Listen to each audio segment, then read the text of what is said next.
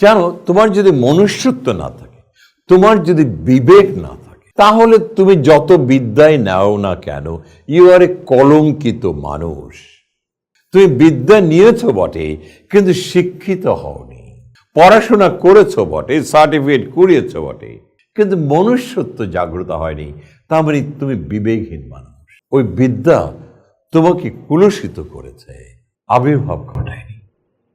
এই কারণে বলছি, বিবেকটাকে সর্বদাই সুপ্রসন্ন করতে হবে, মনুষ্যত্বটাকে সুপ্রসন্ন করতে হবে। এই বিবেক আর মনুষ্যত্ব দিয়েই কিন্তু তুমি নিজেকে নিজে রচিত করতে পারবে, এবং you can recognise yourself who you are. আর না হয় মনুষ্যত্বহীন, বিবেকহীন, অপদার্থ হিসাবে পৃথিবীতে রয়ে যাবে। ওই সার্টিফিকেটগুলো কিন্তু তোমাকে অভিশাপ দেবে। বিদ্যা নিয়েছিলিস বটে, তবে শিক্ষিত হলে